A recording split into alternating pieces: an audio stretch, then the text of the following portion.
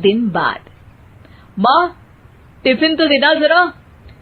बेटा, अब तो स्कूल नहीं ऑफिस जाता है, माँ से नहीं अपनी बीवी से टिफिन मांगा कर। ओके माँ। सुनीता, टिफिन ले आओ। जी लो टिफिन, इसके अंदर पिस्ता डाल दिया है। पिस्ता? पिस्ता क्यों? सास जी ने बोला था ना कि आपको पिस्ता बहुत पसंद है। ओहो, मैंने पिस्ता नहीं पास्ता बोला था, पास्ता। पास्ता? कहीं होता है पास्ता? अरे बेटी तू रहने दे, मैं बना दूंगी। अच्छा किया कि पाव भाजी बनाने का नहीं बोला, वरना किसी के पाव बना देती है। सुनीता को बुरा लगता है, लेकिन उसकी नादान हरकतें कम नहीं होती। ऐसे ही एक दिन, अरे तुमने ये क्या लगाया है? अरे आप वो फूस फूस करके लगाते हैं ना, वही। डियो? का दियो? किसको दियो? अरे वही ना जिससे खुशबू आती है। हाँ हाँ, सही पकड़े हैं।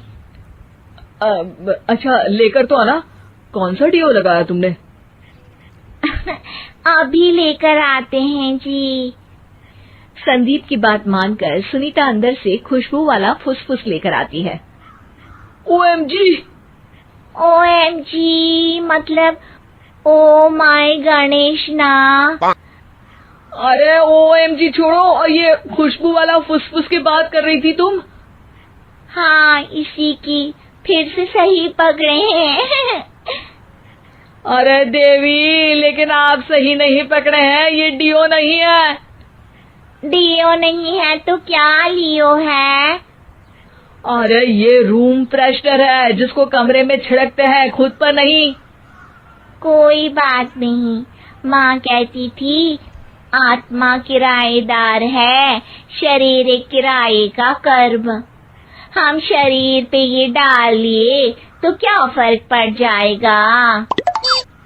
अरे बहू, ओ बहू, मेरे लिए फल तो ले आ, फिर मैं बाजार जाऊंगी। सुनीता अपनी सास के लिए फल लेकर आती है। अरे बेटा, पपीता, तरबूज और सेब फल ऐसे कैसे खा लूं? काट कर तो ले आ। माँ जी, मेरे गांव में तो खेत से उठा के सीधा खा लेते हैं। अरे ये तेरा गांव नहीं है ना। अरे संदीप, तू ही कुछ समझा देना इसको बेटा। मैं कैसे समझाऊं माँ, ये तो माइक्रोवेव को भी भट्टी बोलती है।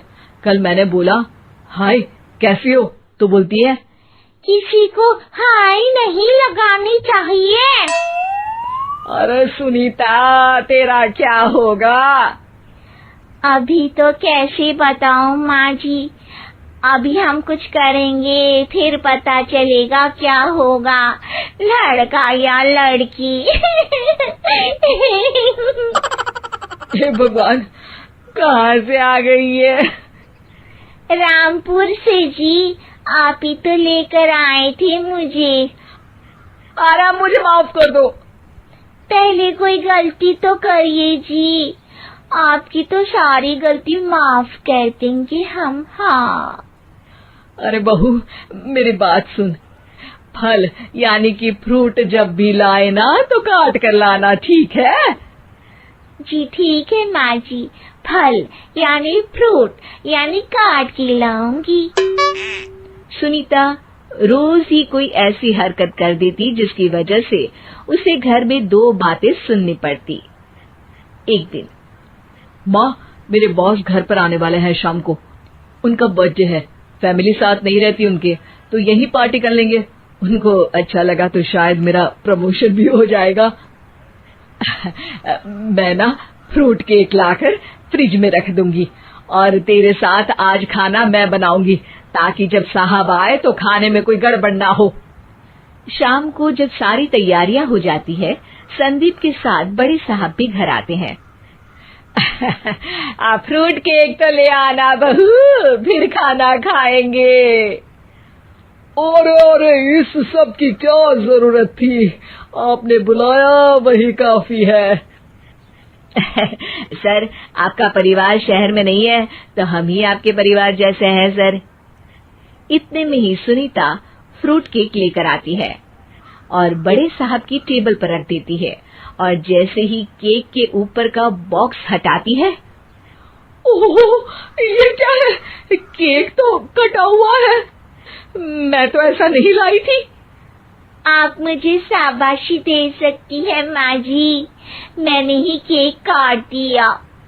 आपने कहा था ना, फल यानी फ्रूट यानी हमेशा काट के लाना, तो फ्रूट केक भी तो फ्रूट ही है ना, तो मैंने पहले ही काट लिया। हूँ ना मैं समझदार। अरे बहू, ये क्या किया? केक हमेशा वही काटता है जिसका जन्मदिन होता है। तुझे एक बात भी समझ नहीं आती, एक नंबर की बेवकूफ है। पूरा माहौल बिगड़ चुका था। संदीप को लगने लगा था कि साहब उसे प्रमोशन तो दूर की बात है, कहीं डिमोशन ना दे दे, लेकिन साहब बीच में ही बोल पड़ते हैं। अरे अरे, कोई बात नहीं, ये इनकी बेवकूफी नहीं है, इनका भोलापन है।